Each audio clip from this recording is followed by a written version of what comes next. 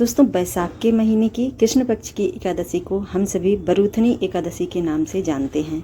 जैसे कि इस एकादशी के व्रत के उपवास से हमारे जीवन के बड़े से बड़े दुखों का नाश होता है। आज के दिन इस एकादशी व्रत की कथा को जरूर से पढ़ना और सुनना चाहिए।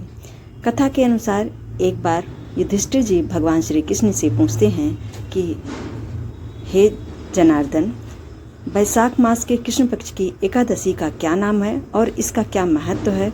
इसका व्रत उपवास करने से मनुष्य को किस फल की प्राप्ति होती है, ये हमें कृपा करके सुनाइए। जैसे कि भगवान श्री कृष्ण जी बोले, हे युधिष्ठिर, बैसाख मास के कृष्ण पक्ष की एकादशी का नाम बरूथनी है। इसका व्रत महाफलदायक है। शास्त्रों में इसका लेख हाथी घोड़ों भूमि दान से ऊपर का उत्तम साधन माना जाता है।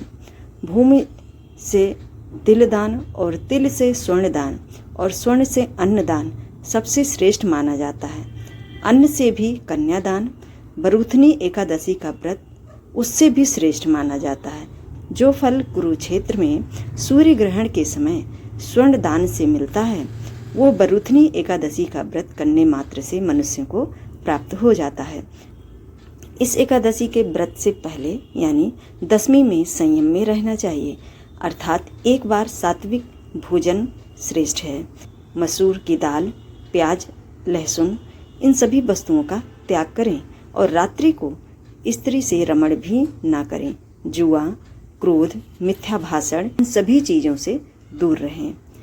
और इस विधि से व्रत उपवास करने से यमराज भी प्रसन्न हो जाते हैं। इस एकादशी की एक पौराणिक कथा है। कथा के अनुसार प्राचीन काल में नर्मदा नदी के तट पर राजा मानधाता राज्य किया करते थे। वे बहुत बड़े तपस्वी थे। एक बार राजा जंगल में तपस्या कर रहे थे। तभी एक जंगली भालू आया और राजा के पैर चबाने लगा। भालू राजा को घसीटकर जंगल के अंदर ले गया। राजा मानधाता घबराए नहीं और उन्होंने मौन रखकर भगवान विष्णु की आराधना जारी रखी।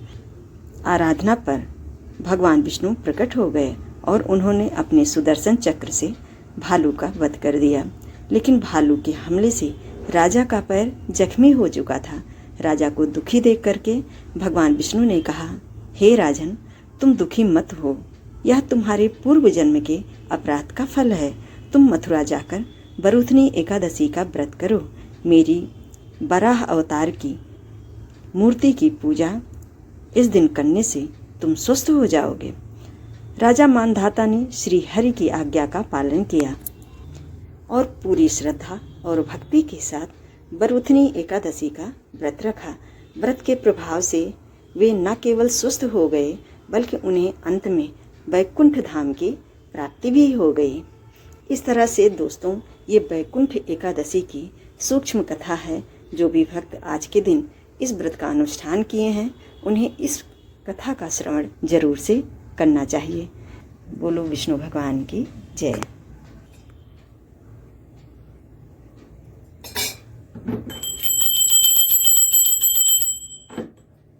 ओम जय जगदीश हरे, स्वामी जय जगदीश हरे। भक्तजनों के संकट क्षण में दूर करें। ओम जय जगदीश हरे।